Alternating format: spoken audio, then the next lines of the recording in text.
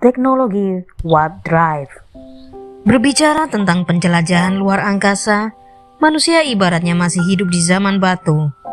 Kita baru mampu pergi ke bulan dan mengirim robot ke planet Mars. Hanya itu prestasi manusia di antariksa untuk saat ini. Manusia masih jauh dari era peradaban luar angkasa. Tetapi di masa depan, mungkinkah kita melakukannya? Dengan teknologi propulsi roket pendorong seperti yang dimiliki manusia bumi sekarang ini, menjelajah galaksi jelas mustahil dilakukan, bahkan dengan teknologi tercanggih masa kini, seperti roket berbahan bakar ion atau bertenaga nuklir sekalipun. Dibutuhkan jumlah energi yang masif hanya untuk mendekati bintang terdekat tata surya kita. Sialnya butuh waktu 1 dekade, bahkan berabad-abad untuk mencapai bintang terdekat tata surya dengan teknologi kita masa kini. Perjalanan itu menjadi sia-sia bagi orang yang ditinggalkan di bumi, karena yang menikmati kejayaan hanyalah orang-orang yang maju ke depan, yang berada di dalam pesawat itu sendiri. Miguel Alcubierre, salah satu fisikawan terkemuka di dunia, mencetuskan teori warp drive pada tahun 1994. Jenis teknologi ini memungkinkan kita untuk melakukan perjalanan 10 kali lipat lebih cepat daripada kecepatan cahaya, tanpa benar-benar melanggar kaidah kecepatan cahaya itu sendiri. Terlintas ini seperti ide gila, tetapi pada tahun 2010, NASA dengan fisikawannya Profesor Harold White mengungkapkan bahwa ia dan timnya benar-benar menyambut ide itu dan sedang mengerjakan proyek pesawat antar bintang yang dinamakan EXS Enterprise. Dr. White dan timnya menemukan sebuah celah pada teori matematis, di mana pada teori ini mereka mampu menciptakan dasar-dasar matematika untuk menciptakan sebuah pesawat penjelajah antar bintang mirip pada film fiksi ilmiah Star Trek. Permasalahan selama ini adalah bahwa menciptakan pesawat antariksa dengan kecepatan tersebut adalah kemungkinan hancur akibat efek destruktif saat pesawat memampatkan ruang di depannya untuk dapat melompat ke galaksi lain. Jadi manusia butuh alternatif, sesuatu yang memungkinkan kita menjelajahi angkasa sangat amat cepat, tapi tanpa melanggar kaidah hukum fisika. Jawabannya ada di dalam hukum fisika itu sendiri. Dr. White dan para ahli fisika lainnya berhasil menemukan celah dalam persamaan matematika superrumit. Celah yang mengindikasikan jika membengkokkan ruang dan waktu atau warping itu bisa dilakukan. Berkat persamaan Dr. White yang berdasar dari teori Alcubierre, peneliti NASA mampu mendesain pesawat antariksa EXS Enterprise yang mampu bertahan di tingkat laju super tanpa mengalami dampak negatif apapun. Pesawat ini juga akan dilengkapi dengan teknik pemuatan bahan bakar yang telah melalui modifikasi dari teori Dr. White dan timnya. Jika sebelumnya diperkirakan dibutuhkan bahan bakar sebesar planet Jupiter untuk mampu mencapai warp drive, maka kini hanya dibutuhkan bahan bakar sekitar setengah ton untuk menghasilkan energi untuk memperoleh kecepatan serupa dengan 10 kali kecepatan cahaya. Bagaimana bisa? Dengan teknik dan teori ini, NASA menyatakan bahwa jika kelak sebuah mesin baru yang akan terpasang pada EXS Enterprise mampu membawa manusia pergi menjelajah ke bintang lain seperti Alpha Centauri, bintang tetangga matahari kita yang berjarak 4,3 tahun cahaya atau 4 triliun kilometer dalam jangka waktu hanya 2 minggu saja. Bermarkas di NASA Eagle Works yang berlokasi di dalam NASA Johnson Space Center, tim Dr. White berusaha menemukan bukti keberadaan celah itu memakai alat yang dinamakan White-Jude Warp Field Interferometer. Dr. White dan timnya berusaha menciptakan setitik balon warp berukuran super kecil. Walau dalam skala kecil, jika berhasil, maka itu akan menjadi bukti jika teknologi Star Trek bisa diwujudkan. Saat ini proyek termaju NASA tersebut masih dikerjakan oleh para ilmuwan dari berbagai disiplin ilmu di Pasadena, Amerika Serikat. Tahap sekarang adalah semua proyek masih sebatas ada di atas kertas hipotesa, teori desain, dan rancangan teknis. bentuk fisik prototipe IXS Enterprise sendiri diperkirakan baru benar-benar akan dilihat oleh umat manusia 100 tahun mendatang, dengan perkiraan peluncuran perdana adalah tahun 2112. Hal ini dikarenakan memang banyak teknologi, termasuk teknik pemempatan bahan bakar yang belum dapat terwujud secara fisik dengan teknologi sekarang. Walaupun memang saat ini kita masih belum dapat melihat manusia dapat menjelajah semesta di dunia nyata, namun setidaknya kita dapat melihat gambaran masa depan peradaban manusia di zaman anak cucu kita mendatang, di mana manusia dapat menjelajah ke setiap sudut alam semesta tanpa batasan. Karena sekali lagi, takdir manusia adalah untuk menjelajah luar angkasa, sebuah batas akhir.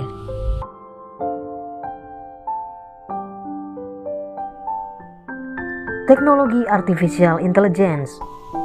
Teknologi AI atau Artificial Intelligence saat ini sudah dan akan terus mempengaruhi di berbagai kehidupan manusia di seluruh dunia.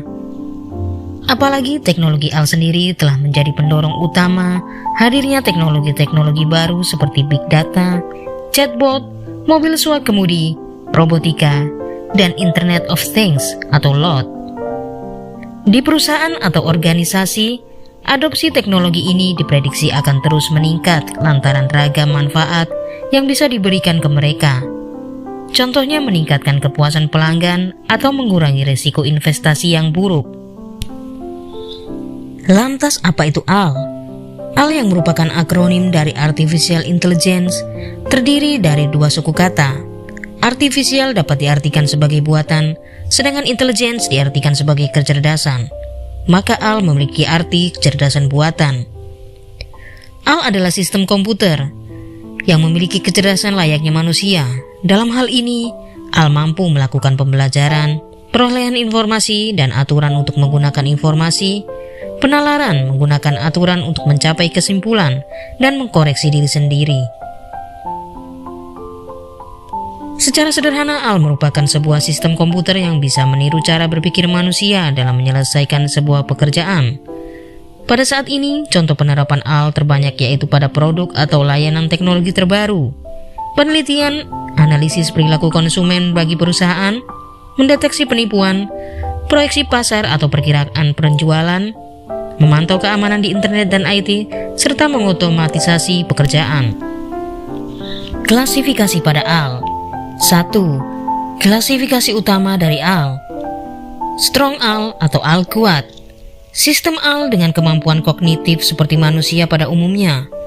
Ketika diberikan tugas atau perintah yang belum dikenali, sistem AI ini memiliki cukup kecerdasan untuk menemukan solusi dari setiap tugas atau perintah yang dikerjakannya. Weak AI atau AI lemah. Sistem AI yang dirancang dan dilatih untuk tugas tertentu. Contoh Apple Siri dan Google Assistant. 2. Klasifikasi AI lainnya. Reactive Machine atau mesin reaktif. Contoh dari AI ini adalah Deep Blue, yang memiliki kemampuan mengidentifikasi bagian-bagian di papan catur dan membuat prediksi langkah untuk bisa menang dalam permainan. Sayangnya, sistem AI ini tidak memiliki kemampuan untuk diterapkan di berbagai situasi. Limited Memory atau memori terbatas. AI yang mampu memberikan keputusan di masa depan, contohnya kendaraan swakemudi, yang dapat menggunakan pengalaman perjalanan di masa lalunya untuk mengambil keputusan di perjalanan masa depan. Theory of Mind, teori pikiran. Sistem AI yang memiliki keyakinan sendiri, keinginan sendiri, dan niat yang mempengaruhi keputusan yang dibuatnya. AI jenis ini belum ada. Self-awareness atau kesadaran diri. Mesin yang memiliki kesadaran diri untuk mengerti keadaannya dan dapat mengolah informasi untuk mengidentifikasi apa yang dirasakan oleh orang lain. AI jenis ini belumlah ada. Adapun dampak negatif dari Artificial Intelligence adalah perubahan besar yang ia timbulkan pada sistem kerja umat manusia, di mana banyak pekerjaan akan dilakukan oleh mesin dengan kecerdasan buatan. Dikhawatirkan menggeser tenaga kerja manusia dan menyebabkan pengangguran. Keberadaan mesin dengan kecerdasan buatan dapat memperbesar kesenjangan sosial, karena para investor juga perusahaan Artificial Intelligence akan meraup banyak keuntungan. sedangkan masyarakat yang digantikan kerjanya akan mengalami kemiskinan. Artificial intelligence yang dapat beradaptasi dinilai menakutkan, karena bisa saja sampai pada tahap mereka tidak memerlukan manusia lagi sebagai master mereka. Dengan kata lain, mesin dengan kecerdasan bisa saja mengabaikan perintah maupun kontrol yang diberikan manusia dan berjalan sesuai kehendaknya sendiri. Facebook bahkan telah menghentikan eksperimen artificial intelligence ketika kedua robot bernama Alice dan Bob mulai saling berbicara dengan bahasa sendiri yang tidak bisa dipahami oleh para ilmuwan.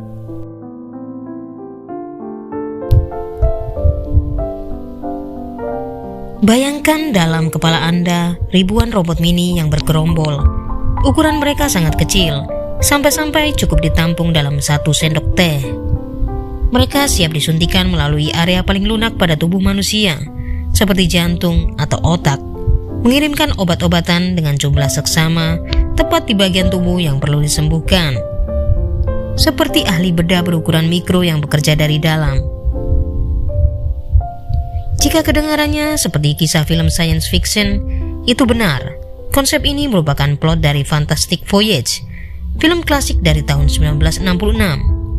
Dalam film tersebut, 4 orang mengendarai kapal selam ini untuk masuk ke dalam pembuluh darah seorang ilmuwan Amerika. Sang ilmuwan jatuh koma karena ulah pihak Rusia dalam Perang Dingin. 4 kru tersebut hanya punya waktu 1 jam untuk menghilangkan penyumbatan darah sebelum mereka kembali ke bentuk semula. Awak berhasil keluar dari tubuh sang ilmuwan tepat waktu melalui aliran air mata. Sedangkan era sekarang ini merupakan era di mana dunia nyata menyesuaikan dengan fantasi, tidak terkecuali bidang nanoteknologi. Baru-baru ini telah diciptakan nanorobot yang bisa menembus sel kanker dan membunuhnya hanya dalam 1 menit.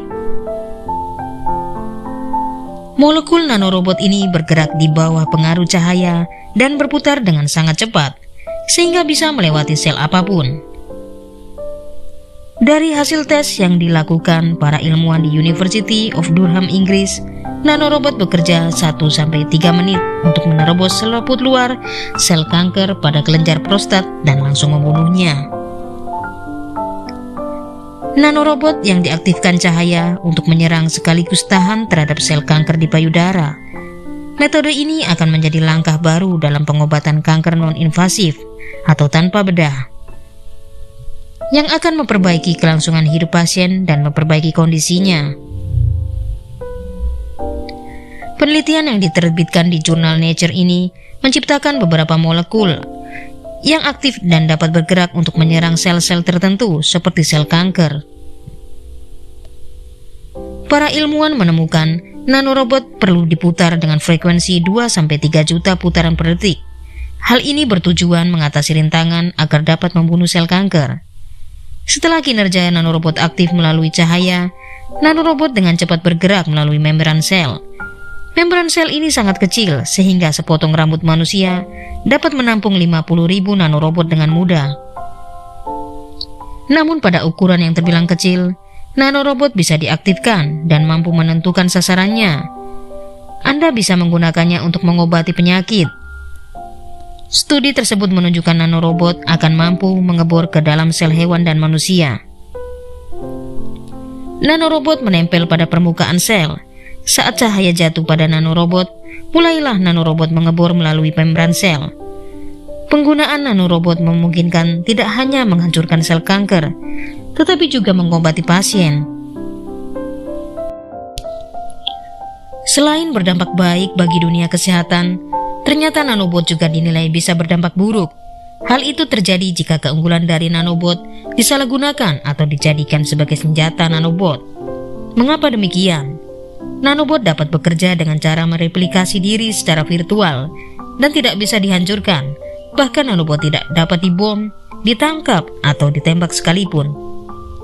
Di dalam tubuh manusia sendiri, nanobot dapat bekerja sebagai penyembuh sel-sel organ tubuh dan perusak sel-sel organ tubuh. Namun para peneliti menilai bahwa nanobot lebih cepat merusak sel-sel organ daripada memperbaikinya. Hal ini tentunya bisa menjadi bumerang untuk manusia, karena nanobot dinilai akan lebih mudah untuk menghancurkan sesuatu daripada memperbaikinya. Tidak hanya itu, karena dianggap lebih mudah untuk menghancurkan, nanobot juga diperkirakan dapat menghancurkan dunia dengan kemampuan replikasi dirinya secara virtual.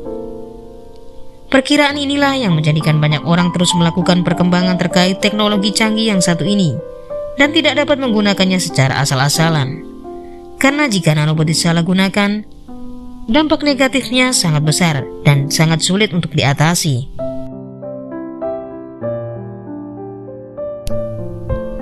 Untuk kali pertamanya, para ilmuwan berhasil mengirimkan pesan batin dari seseorang ke orang lainnya tanpa kontak antara keduanya. Dengan telepati, hebatnya dua orang tersebut terpisah jarak ribuan kilometer, satu di India, lainnya di Perancis. Telepati adalah kemampuan untuk berkomunikasi atau saling menukarkan informasi dengan orang lain tanpa menggunakan indera. Dua orang mampu saling bercakap-cakap tanpa perlu berbicara. Penelitian yang dipimpin oleh para ahli dari Harvard University menunjukkan teknologi bisa digunakan untuk mengirimkan informasi dari otak seseorang ke orang lainnya. Dalam kasus ini, jarak tak menjadi masalah. Teknologi mewujudkan impian tentang telepati, namun yang ini sama sekali bukan sulap dan bukan sihir, kata Giulio Ruffini, ahli fisika teoritis sekaligus salah satu penulis riset. Menggunakan teknologi untuk berinteraksi secara elektromagnetik dengan otak manusia. Dalam eksperimen, seseorang menggunakan elektroencephalogram atau EEG yang terhubung dengan internet secara nirkabel atau wireless. Sebelum penelitian ini, sebagian besar peneliti telah menggunakan teknologi EEG untuk memfasilitasi interaksi antara otak manusia dan komputer. Orang pertama yang dilibatkan dalam penelitian diminta untuk memikirkan salam sederhana seperti hola atau ciao. Komputer EEG lalu menerjemahkan kata-kata itu ke dalam kode-kode binar digital, disajikan oleh serangkaian 1S atau 0S. Lalu pesan tersebut dikirim lewat surat elektronik atau email dari India ke Perancis, diterima Computer Brain Interface atau CBI, yang kemudian mengirimkan pesan ke otak penerima melalui stimulasi otak non-invasif. Penerimanya melihat kilatan cahaya di penglihatan tepi atau peripheral vision dalam urutan numerik yang memungkinkan penerima untuk memecahkan kode data dalam pesan. Penting untuk dicatat bahwa informasi ini tidak disampaikan kepada subjek melalui sentuhan, visual atau isyarat auditori. Ada langkah-langkah khusus yang diambil untuk memblokir masukan sensorik. Semua itu dilakukan untuk memastikan komunikasi dilakukan dari otak ke otak, meski disalurkan beberapa media yang berbeda. Mereka ingin mengetahui apakah dua orang dapat berkomunikasi secara langsung dengan cara membaca aktivitas otak seseorang dan mengemukakan aktivitas otak itu ke orang kedua. Melakukannya melintasi jarak yang jauh dengan memanfaatkan jalur komunikasi yang ada. Kata penulis lain Alvaro Pascual Leon, dosen neurologi Harvard Medical School. Salah satu jalur tersebut tentu saja adalah internet. Jadi pertanyaannya adalah, apakah kita bisa mengembangkan eksperimen dengan memangkas bagian yang membutuhkan bicara atau mengetik saat menggunakan internet? Dan membangun komunikasi langsung otak ke otak antara subjek terletak saling berjauhan di India dan Perancis? Mereka berharap bahwa dalam jangka panjang ini secara radikal bisa mengubah cara kita berkomunikasi satu sama lain, kata Ruffini. Dalam parapsikologi, telepati dipercaya melibatkan fisiologis tubuh, tidak semata-mata pikiran yang bekerja. Penelitian menunjukkan bahwa ketika seseorang menyampaikan sebuah informasi telepatik kepada orang lain, terjadi perubahan fisiologis dalam diri pengirim. Pada saat seorang pengirim pesan diminta berkonsentrasi memikirkan penerima pesan, respon kulit galvanik atau GSR yang merupakan detektor alamiah terhadap stres psikologis dalam diri seseorang meningkat. Pada saat rileks, GSR-nya kembali menurun. Penelitian di laboratorium juga menunjukkan bahwa pada saat pengirim pesan berkonsentrasi pada penerima pesan, di mana terjadi peningkatan GSR, penerima pesan juga mengalami kenaikan GSR. Saat pengirim pesan dalam kondisi rileks, secara otomatis GSR penerima pesan juga ikut menurun. Padahal penerima pesan tidak tahu apakah pengirim pesan sedang berkonsentrasi atau sedang rileks. Jadi secara fisiologis, penerima pesan merespon perubahan fisiologis pengirim pesan. Dalam bidang parapsikologi, telepati dianggap sebagai suatu bentuk indera keenam, di mana informasi dihubungkan melalui kemampuan PSI. Hal ini sering dikategorikan sama dengan prekognisi dan kewaskitaan. Berbagai percobaan telah dilakukan untuk menguji kemampuan telepati. Di antara yang paling terkenal adalah penggunaan kartu Zener dan metode Ganzfeld. Lalu apa telepati dapat digunakan dengan bebas di masa depan? Jawabannya mungkin saja, apalagi melihat kemajuan teknologi yang sangat cepat dan mungkin bisa dibilang tidak masuk akal. Banyak sekali hal-hal yang awalnya hanya berupa hayalan atau mungkin bahkan dianggap sebagai mustahil tercipta berkat kemajuan teknologi. Contohnya saja smartphone yang sudah benar-benar melekat dengan kehidupan manusia modern. Dengan smartphone kita dapat terhubung dan berinteraksi dengan orang yang tempatnya berjauhan. Tentu saja ini akan susah diterima oleh orang yang tidak mengenal smartphone.